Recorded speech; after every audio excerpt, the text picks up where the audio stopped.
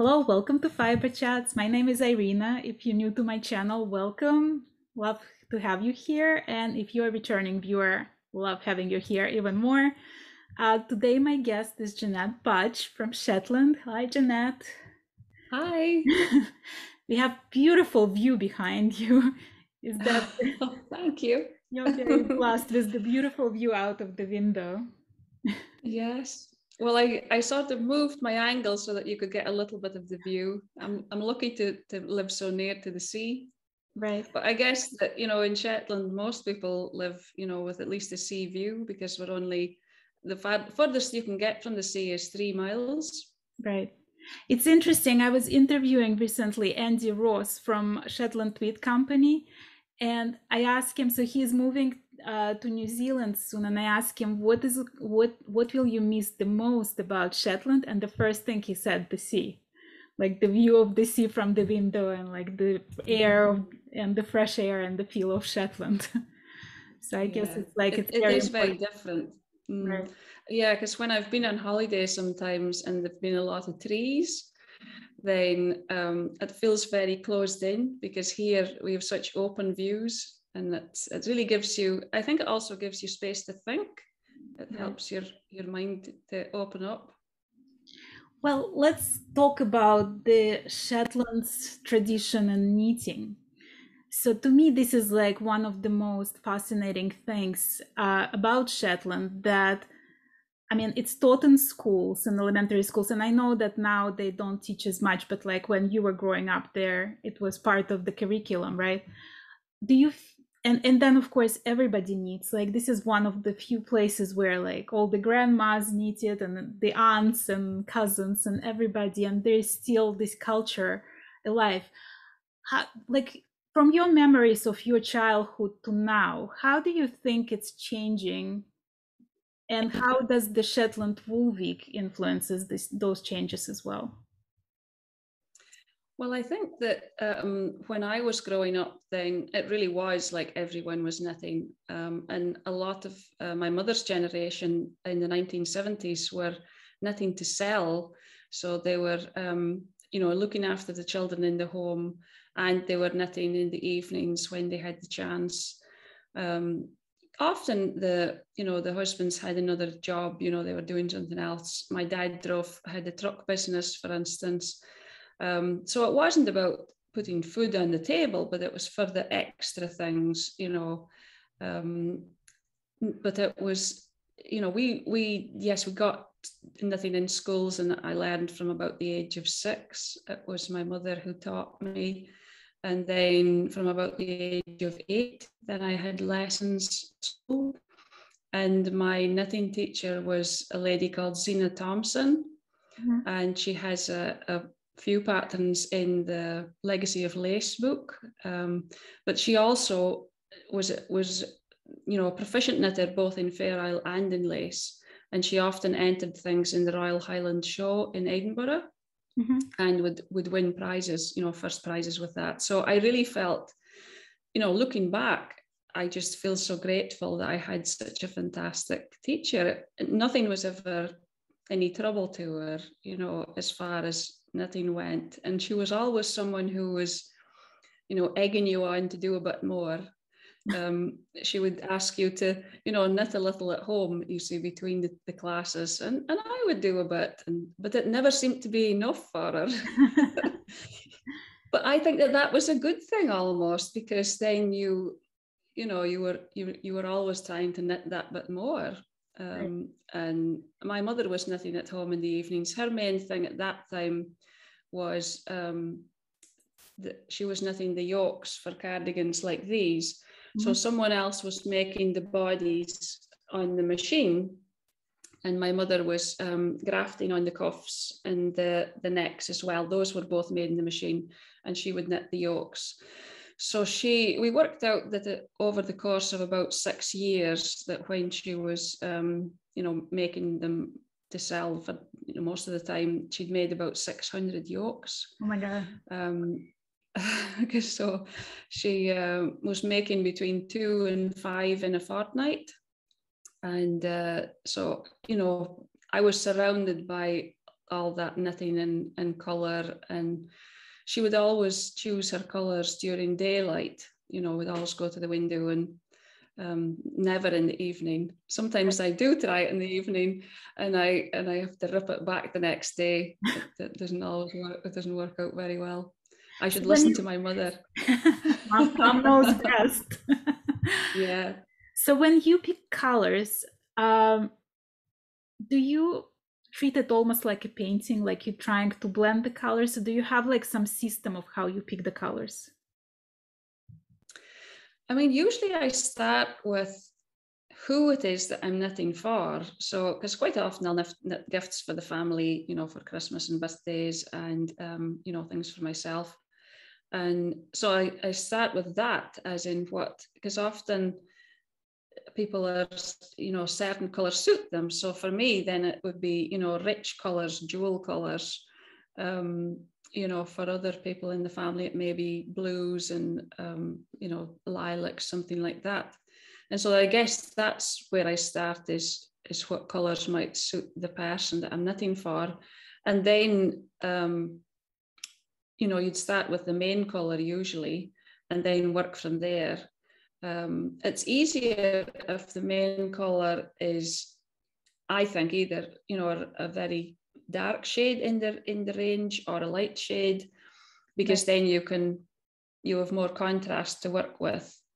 And it's easier to start with that. But really, it's one of these things that nothing is wrong. If you like it, then it's the right colors. Yeah. So have you ever knitted something, like chose the colors in theory, right, on skeins, knitted with that, only to realize that you really don't like the combination? Yes, yeah. And usually it's been something where I've sort of been asked or commissioned to make something, so I don't actually have a person in mind. Right. And I'm sort of given a range of colors, and then so it's like starting from a different place of designing. Right. I find it, and so now when I'm choosing colors, even if it's not for that person, I try and think of a person that would suit those colors that I know, and that seems to work better for me. Mm-hmm.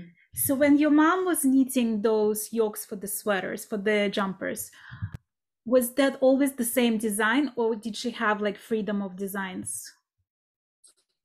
It was really, she tended to knit. This was one of them, the motifs here. It's a traditional star and tree, but it's slightly different than some of the other ones that you see. But they tended to knit the same ones because it was almost like they were, on a production line. Right. But she said that she had about 3 different ones that she sort of alternated between, more for herself, for her own, so that she didn't get so bored. But she seemed to be left to have, placing the colours in the motif. She was allowed to do that herself. No one was sort of saying, they would maybe say, we'd like greens in this yoke or blues, but it was then up to her where she put them. Okay. Did you ever get the sense of her being tired of knitting, of needing a break from knitting because it was a production line, in a sense? Like, was she ever complaining about that? Well, I think it was more noticing that she was under pressure. She never really complained about it as such, but it was more, I must finish that yoke, Freya's coming tomorrow, or, that sort of thing, the lady who collected them. And so there was a little bit of that. There was certainly a pressure like that, because you never know what's going to come up in the week sometimes, as to, what was been going on in life. And I guess that in the summer she would have knit less and would have committed to less. So that might have been only the 2, because there was lots of other crafting jobs to do as well. My mother was looking after the sheep quite often.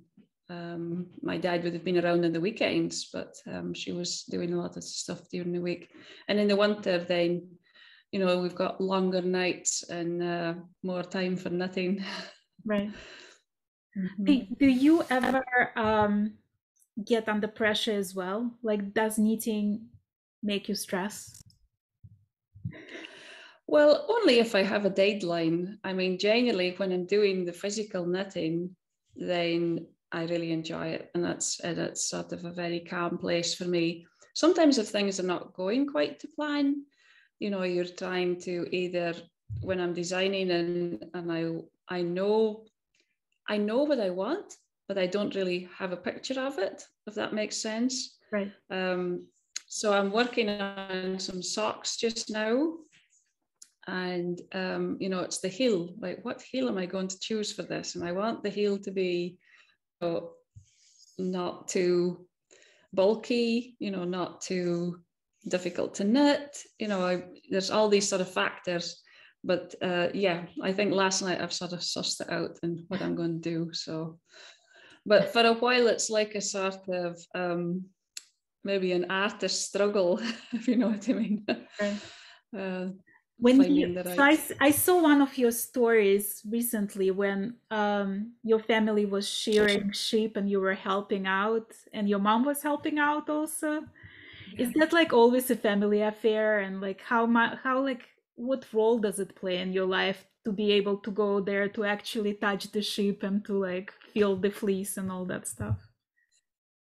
Well, it feels like it's come full circle because when I was young, then I was basically forced to work.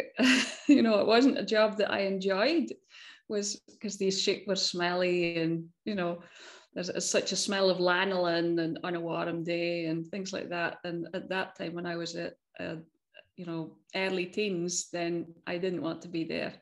Right. And now then they have professional shearers, and my brother gets in a professional, a couple of guys to come and do it. But it all used to be hand shears. Or recently I saw a thing that they were calling it the blade. And it's really just, the big pair of hand scissors. But right. we would call them shears, and we would call it clipping as well rather than shearing. And but I actually enjoy it now. I was like, when my brother said, "Oh, well, we could really do with your help," because my dad's, he's still around, but he's not so able. He's 83, so but he was there with his staff, and he was getting them all to move up the race and things like that. So, but I enjoy it now, and it's I think I appreciate the sheep more, and I'm certainly getting, because I was sometimes I had to manhandle them to get the sheep into it's a race. I don't know how you would describe it really. It's just a channel where the sheep go, where right. the shearers take them out of, and so then you really get up close and you get to feel their fleece. So I quite enjoyed that. They're beautiful, especially like the little lambs. I mean, they're just like so adorable. Yeah. Well, it really helped me to show me by gripping their fleece how different they are, the different breeds, because my brother has a mixture of Cheviot Cross, Texel Cross, pure Shetlands. So it's a mixture of all the different breeds, and are the ones most common in Shetland anyway. And right. So it's, And the other thing was, for the last couple of seasons, I've been working at the livestock mart in the admin side of things. So that's given me a view of a different side of things as well to do with the sheep. Right. When I look at your pictures, like I can sense the love that you feel for Shetland, for the nature of Shetland, because just things you concentrate on. Like I can see all the flowers, or your evening walk or something. Like you can tell that the person really loves nature and loves what surrounds you. Do you feel like it also influences your designs, or do you rely more on like traditional Shetland designs? I think for the motifs, then it's more the traditional designs. But I think like the Clickham and Cowl, that one's different. That's really my own motif. but that was more inspired by, this was really the practice piece that I did for the colorway on this. So rather than doing a swatch, then I did this one. And this was really inspired by, you know, a Viking symbols, because my cousin's husband was being the Lerwick Jarl, the head Viking for our Uphelja. So this was a motif that was on their shield. And that's it, sort of where that came in. So there's different things in that sense, but certainly, I mean, the colours of the header is in this, and I'm sure that it wasn't something I was thinking about, but I'm sure that it does influence me, you know, in seeing the rich colours of because you do get purple headers and the more winey coloured headers too, and then you do get lighter pink ones. There's a little bit there, so yeah, I think it does. It must do. Do you do that often when you, instead of swatching for a jumper, you just make like something smaller items, some accessory? Is that something you do all the time? Yeah, quite often. Yeah, I do. And that was something really how I came about designing these little yoke bags. Those bags. Like I really, really love it. I thought it was the best idea to have them as a gift bag for like yarn or like Christmas gift. It's like they're so beautiful. Yeah, it's really overexposing it there, but that's a little bit better. So it's different colours of green, and then there's pinks in the background too. And you have a little lace on top, right? Pardon? There is like a little lacy top, right? Yes, that's right. It's a picot edge around the top here, and this one actually does have a lace edge too. There's another one that's got a plainer edge, but yeah, that's another one with slightly plainer. But the real benefit with doing these is it's not that much bigger than a swatch, and you need to, if you're going to be knitting a garment in the round, you need to do your swatch in the round to get your correct tension. And it means as well you can practice your colorway for the yoke, and you have a little gift bag at the end of it that you can either keep yourself, or you can, you know, give as a gift for someone. You could either put, as you say, like a ball of yarn or a bar of soap or something. No, this is like really a brilliant idea. Is that something you use during your classes when you teach? Is that the project? Yes, I have a during Wool Week, usually in person, then I have a yoke bag class that I do. So I'm doing it online this year for the virtual Shetland Wool Week that's coming up at the end of the month. Yeah, so I'm going to give it a go. We'll see how we do. Let's talk about Shetland Wool Week for a second. What's your involvement in it? What's your role in it? Like, how do you participate in it? Well, I think my description of how I participate might be different from what other people said. But really, I'm just a tutor. I'm just a tutor, the same as anyone else. But I am really passionate about it because it's the week that I almost love more in the year than anything else. I accidentally came into the teaching. I just had met Misa Hay, who was organising at the time, who now runs the Shetland Wool Adventure Holidays. And I asked her if I could maybe sell merchandise at a table or something, you know, volunteer. And then she asked if did I knit and would I be able to teach a class? And first of all, yes, I knitted. And would I teach a class? Oh no, I couldn't teach a class. But I thought, well, maybe along with my mother. So that's how we began. Me and my mother worked together in partnership. And I had done short courses for IT before. I worked in IT in the past. Right. And so, you know, I had a little idea of how to, you know, put a handout together and things like that. So that's how it really came about. And so we just started by doing the yoke bag class, and then it sort of moved on from there. I also do a beginner's Fair Isle class for anyone who hasn't done Fair Isle at all, and also do a knitting belt and ribbon string class as well. So that's kind of what I'm working with at the moment. Right. Did you enjoy teaching right away, or was it like terrifying to teach? And what's your favorite thing about teaching now? I think that it was a confidence issue initially, because it was sort of like, oh, well, we're not as good as Hazel Tyndall. And and because she's so good, it's hard to, but I could see that her classes sold out so quickly. And I thought, well, and there was a few other Shetland teachers, but really this was back in 2016, there weren't many. And I just felt that, well, it's Shetland Wool Week, it should be Shetland people that are, helping to share the knowledge and share the heritage.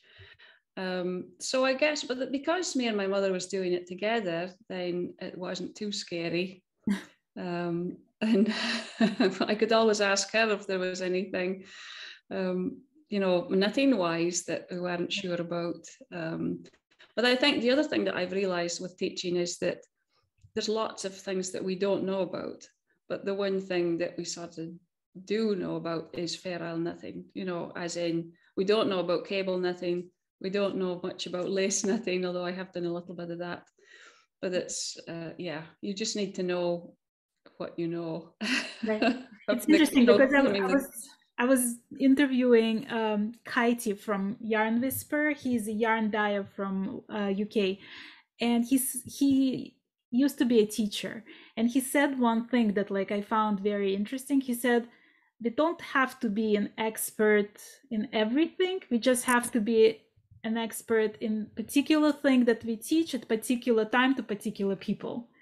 Because he said that like sometimes he would learn something right before the class and then he would go and teach it to the 5-year-olds, and he's like, and in that moment I was the expert, but like if you go wider I might not be.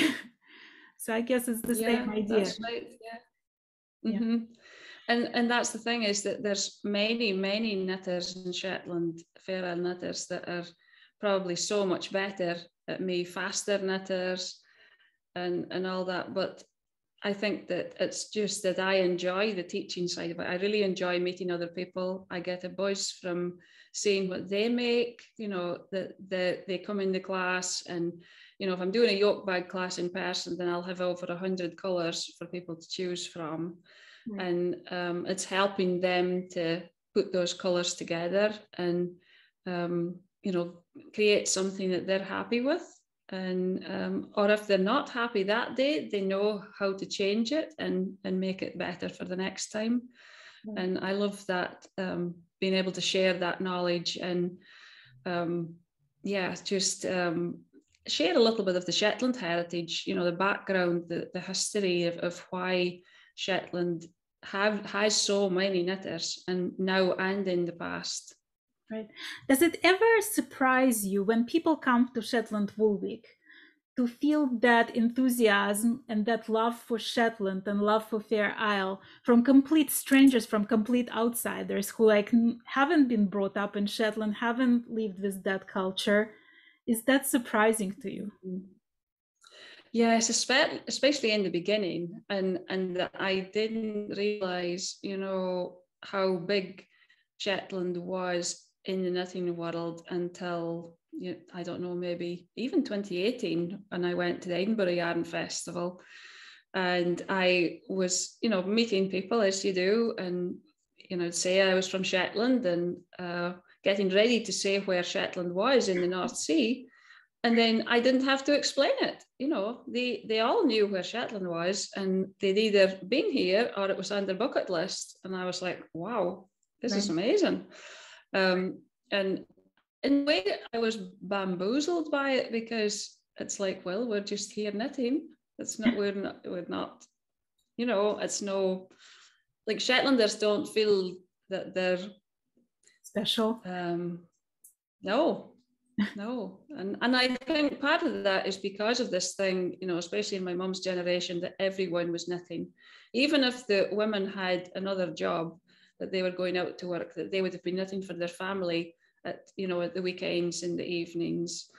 And like my granny, my mum's mother, she knitted gloves to sell, and that was like a motif on the back of the hand, and then the fingers were plain. And so again, it was that they were always knitting the same type of thing because they knew it inside out. They could just knit it so quickly. And my aunt, she was making more children's clothes. And at that time, it was when it was like a plain V-necked sweater, but there would be a Fair Isle band down each side of the V-neck. And she was doing that sort of things. And they would get orders from a shop in Edinburgh. And my mother still has some of the postcards and letters that were sent. And this was the late 60s. Right. And of, you know, a Mrs. Macready who was sending in an order for something. And they even sent a swatch of the tweed. That she had a tweed skirt and she wanted something to go with her tweed skirt, and this little swatch of fabric came along with it. So that's really interesting to see. Let's talk a little bit about, so you teach this class about Shetland belt. And you, in the class, you also mentioned the history of Shetland belt and how that came into the play. And I've heard your podcast where you were explaining that basically majority of people were poor and they couldn't waste time. So while walking in between the tasks, they would knit. And that's why the Shetland belt the knitting belt was so helpful, because you could take your knitting with you everywhere. Do you teach that, like the history part of it, in every class? And like, why is it so important to you? Yes. I have the format of the class is like, that's an hour live class to begin with, but half an hour of that is a PowerPoint going over the parts of the belt and things, needles, etc. But also there'll certainly be a 10-minute section on the history. And I think that I just feel passionate about it because it's just, I can imagine, you know, my forebearers were nothing like that. And you know, I feel for them that they had such a hard life, and that, you know, I feel grateful that now, you know, I have the pleasure of being able to knit as a hobby, and yes, teach a little bit and things too, but I don't have the same pressures or worries that they did, you know, that some of them were being controlled by lairds, you know, going back 150 years. Then the lairds owned the fishing boats, and the men had to give their catch to the laird. You know, and that was just how it worked. And so the women, you know, they didn't have a lot of disposable income, and the women were having to knit. And often, you know, at that time it was a bartering system called the truck system. So they didn't get actual cash for the goods that they made.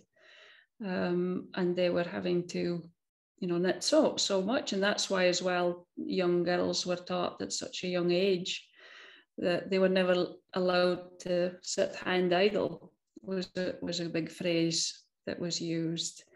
And I think that really, you know, people in Shetland wouldn't have survived to the degree they did if it hadn't been for knitting. Right. You know, it's there would have been people that perished, either because they didn't have the knitted items to keep them warm, or because they didn't have anything to barter. Right. Because with sheep, for instance, I mean, Shetland's quite a harsh place. There's no trees and things. That there's, you know, it was somewhere that if there was a bad harvest one year, you know, that could wipe out your arable crops. And for the small amount of arable crops they just had enough for their families, really. But there was always sheep, because the Shetland sheep are very hardy and can eat on the rougher ground, on the headers, and in the winter they can go down to the sea and eat the seaweed, or the ting as we call it. And so it was, you know, the sheep could there was always wool every year. They could rely on that as a resource. I have a silly question. Well, perhaps a silly question, but you keep on saying that there is no trees in Shetland, really, and yet every motif in lace, in Fair Isle, there is always trees. Why do you think that is? Like, how do you explain that? Well, sometimes it's called a fern. I've heard it classed as a fern, but I also think that some of our motifs come from Scandinavia, because there was so much bartering through the Hanseatic trade between Norway and Denmark and Iceland and, you know, those countries. And up until 1472, then we were part of Norway, that we weren't part of the UK. So I'm sure that not that we were knitting Fair Isle at that time, but we still have had very strong links with Scandinavia, Right. even after we became part of the UK. And then another question, like related to that, that I want to ask you. So when I first thought of Shetland, I imagine, you know, community that been there for generations, everybody knows each other, like small, tight community. And then I start interviewing Shetlanders, and suddenly I've met, like when I talk to Andy Ross, he's from Zimbabwe, and then I talk to, you know, it's like, so it's like you meet a lot of people who actually moved to Shetland from different parts. And then, of course, you have Shetland Wool Week, where people from all over the world coming to Shetland. Do you have the sense that it's like very metropolitan place, that you're getting different cultures influence Shetland historically and now?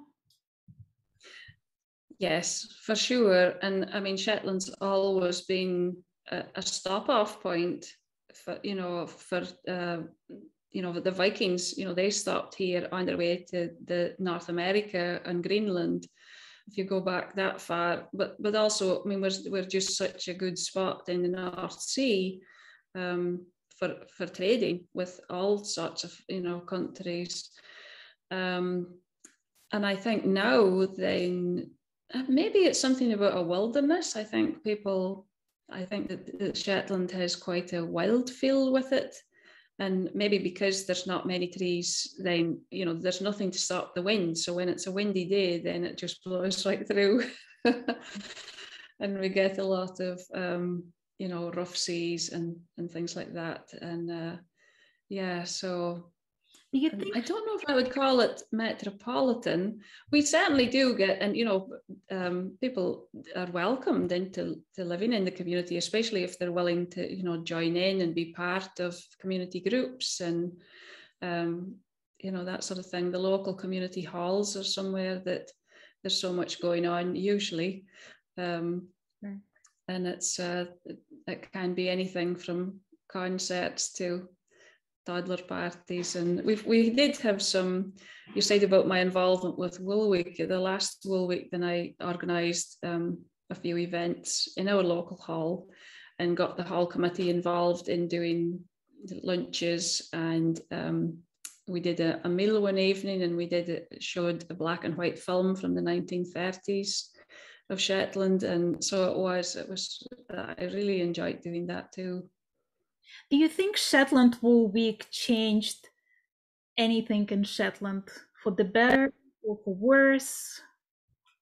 Yeah, I mean, certainly maybe 4 years ago or something like that, people were saying it was just for tourists. There was no benefit to Shetland. But I disagree with that, because I think that there are a lot more Shetlanders my age and younger that are knitting and are, you know, both lace and Fair Isle. We've got our groups, Shetland Piri Makers, that's our charity that goes into schools. We have I'm a volunteer tutor for them, as a lot of our Shetland knitters are, and that, you know, designers, I mean. And this, I think with Shetland Wool Week, it helps to inspire the children too, and they want to be part of Shetland Piri Makers and carry on these traditions. They can see the passion coming through from the knitters. But also it means it's encouraging people who'd maybe stopped knitting to pick up the knitting again, because they're like, oh, hell yes, I better make the, you know, case for Wool Week as well. And or if they're demonstrating, say, at one of the local halls or something, then they feel like they need to have something on the wires, as we would say, to be able to show people, and or something to sell is the other thing. It's some of the knitters visiting want to buy Shetland made products, you know, the gloves or hats or whatever, as well as buying the wool. Right. Do you, is the culture of going to each other's homes, bringing knitting still alive and well, or like is it, did it No, I stop? wouldn't say so. No, I wouldn't say that that's, I mean, I can certainly remember that happening when I was young, but certainly not in the last, I don't know, 30 years. It's not been so common. It's certainly among my friends, but I do have a small knitting group. There's just 5, 6 of us, and that are my age, and we meet up and have a little knit together, or we did in times past, but we're hoping to be able to start again this winter. Right. All Well, let's going talk well. about COVID and effect of COVID on Shetland and Shetland knitting in particular. And for you specifically, did you find it was debilitating? Did you find that it opened new avenues for you to like meet new people and organize new events? Like how did it affect your life specifically and Shetland knitting? I think a mixture of both. I was glad to have my knitting because then I had something to do at home. But also, and to begin with, it's like all these things were stopping and not happening, and then all these virtual things started happening online. And I mean, I've taken a few classes online, knitting classes, and listened to several talks. And the other thing that's been really lovely for me is I've got involved with a book group, and everyone else is in America, except for me. Although now we do have another lady in England that joined. That's right. And we do textile related books, and we started. It's been a year past in June since we've been doing the book group, and it's just been wonderful. I've really enjoyed having that, different types of chat, than because a lot of my family are not interested in speaking about knitting at all. And so if I find out a fact, then they're totally bored. Whereas when you've got the knitting group, then you can, yeah. I woke up today and I had this brilliant idea because every time I told my husband, I was like, every time I'm interviewing knitters or fiber artists, I'll ask like, how does your family react to you constantly talking about knitting, to you buying yarn, to like having all this stash of yarn and stuff. And I was like, I need to do fiber chats for the family members, the dark side of fiber chats, and like interview the husbands and the children of the fiber artists and see how like they see us. Yeah, well, mine are definitely bored. This could be, and if I buy more yarn, then it's like, you've got all this yarn in this room, and it's like, yes, but I don't have the right color. And especially when you're knitting Fair Isle, then you've got to have the right colors. No, Yeah. you know what? I discovered it over COVID. So I have like all that yarn, right? And then Alison Randall asked me to test knit pair of mittens for her, and it had like 7 or 8 colors. And I went through my entire stash, and all I had was like 5. And my son, 5 minutes prior to that, was giving me this lecture about how I have way too much yarn. I'll never use all that yarn in my lifetime. And I was like, you see, I need more yarn because I don't have the right colors. Right. Yeah, for sure. Yeah. Oh, Alison's knitting is so beautiful. I remember the first time that I saw some of her knitting we have a big craft fair in November in our leisure centre. It's, for Shetland, it's huge. And I just came to her stall and I was just like, wow, this is so amazing. It's just, when you see it in the flesh, it's just really beautiful. Yeah. Actually, talking about Alison and you, and Yunsun, you guys have something in common. Not only you all stars of Fiberchats, but you also all designers in the Shetland Wool Week Magazine this year. So I just ordered mine today, and I'm like, I can't wait to get my hands on it. So how did you decide on what design to put into that magazine? Well, yes, I think that's out now, the title of my one. So mine's the Sombra Light Hat. And really because the Sunborough Lighthouse is part of the Amenity Trust's, portfolio, if you want to call it that, or part of their organisation. And the Amenity Trust runs Shetland Wool Week. I thought it would be really nice to, tie that in. And it was also the Sunborough Lighthouse's 200-year anniversary. Mm-hmm. That was earlier this year. And it's only 15 minutes from my house in the car. It's somewhere that I go certainly a few times a year for a walk. And it's so iconic. It's right in the south tip of Shetland, near the airport. You fly in past it if you come with the airplane, and or if you go for a walk up there, you'll never forget being up on the cliffs there. And so it was just, it was an easy choice, really, to be able to incorporate that. And with the colours, it's of the landscape around there, and tying in the lighthouse as well, and some of the motifs that I've used with it. Yeah. Well, I can't wait for that magazine to arrive in my mailbox. I know. I think it'll be a little while yet. It might be October before they actually get them posted out, because I think they need to be printed. But yes, they're taking the pre-orders now. Mm-hmm. So what else is happening during the Wool Week? What should we mention about the Wool Week? Oh, well, there's a lot of different things. I mean, they've got a membership this year, and there's two different options. One, you can get the annual included, and the other one is just the membership without the annual. But there's 10 videos with the membership, access to 10 videos until December, I think it is. Mm-hmm. And then I think there's a special offer for the shop, and you get 3 days access before tickets go live on Saturday, today, and things like that. So it's going to be a really, I think they've done a marvelous job with it being a virtual Wool Week. One of the things that they have it listed, the Mackin and Yakin with the next generation. So I'm been involved with the video in that. So I have a little chat with a few people in that one. That was really fun to do.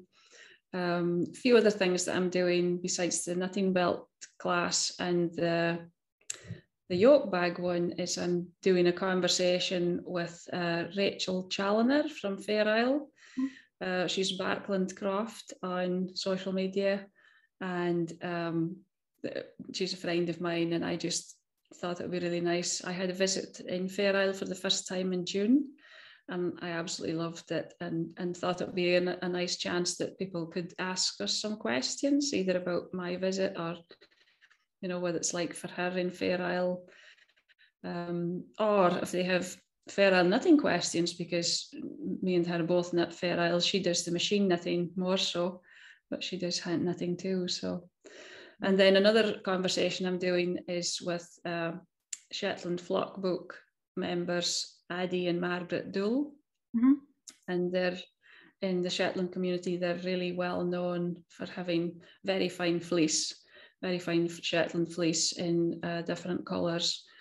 Shetland black and murret and grey, as well as the white. And some people that were at Shetland Wool Week in 2019 may have visited their farm, because they did a tour of their farm at that point. But they have so much history in Shetland sheep. Margaret's father was in the flock book as well. So I just thought that they were an obvious couple to, have a chat with about Shetland sheep and the fine wool competition as well. Right. And talking about competitions, I've seen you mentioning that you participated in some competition for the hat making for the Jameson and Smith. Is that the colour box challenge? Maybe. Yeah. Yes, I have a. Yeah, I haven't done, because it's usually at agricultural shows. So we haven't had that for the last couple of years, but this is one that I did the last time that they did it in the blues and yellow. So it's always the same colours that for that year, and everyone gets the challenge that there's 8 colours and you have to use 5 of them. So these are the colours. It's maybe not the best. I think I'll maybe put a photo on my social media. That was 1 year, and this was, I think, the year before. I probably like doing hats quite a lot.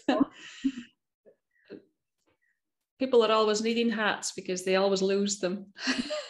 Well, I think it's also like it's faster project. It's like more instant gratification sort of thing. But that's one of the reasons why I love your bags, because it's just like such a brilliant gift idea. You know, it's like it's fast, it's easy, but it's so pretty and unique. So I think it's like that's why it's popular. What are you working? My new thing is I'm getting it. Well, I was just going to say my new thing is socks. I'm getting into knitting socks and really enjoying that. And using Shetland wool. It's we'll see how hard how hard wearing they are. But I've got a darning egg as well that I got from Paperwork Furniture. He just lives a mile and a half away from me. He's a woodworker that makes jumper boards and yarn balls and all that sort of thing. So that was nice to get a darning egg from someone local. Right. Well, thank you so very much for being my guest today. I really enjoyed our chat. Good. I really enjoyed it too. It's been fun. It feels like we've only touched on the edge of things. So hopefully we can do it again, and hopefully I'll come to Shetland one year and we'll get to meet in person and chat a little more. That would be wonderful. Yeah. I would love to take one of your classes. Oh, I'm sure you could teach me a few things as well. I don't know about that. I only started knitting 4 years ago, so I feel like I'm a total rookie when it comes to knitting. Yes, but it sounds like you're knitting a lot. So yeah, no, I really love it, and I really enjoy learning about Shetland heritage and Shetland lace, and and everything Shetland stands for. I think it's very important to preserve that, and I think you guys doing such a brilliant job with Shetland Wool Week. I'm really glad that it continues. Yes, me too. Yeah, I would be very sad if it stopped. I'm doing all I can to help support it and keep it going. Yeah. Well, I'm gonna put all the links for Shetland Wool Week underneath of this video, so hopefully people can get the membership and they can sign up for your classes, and they can buy the Wool Week magazine, because that publication is like really interesting. And thank you so very much. Yeah, well, I was going to say it's not just patterns. There's articles on Shetland as well. If you've maybe had an annual in the past, but there's always, and the photography is amazing. Yeah. Mm-hmm. I always buy it. It's one of my favorite readings in the winter. Yes.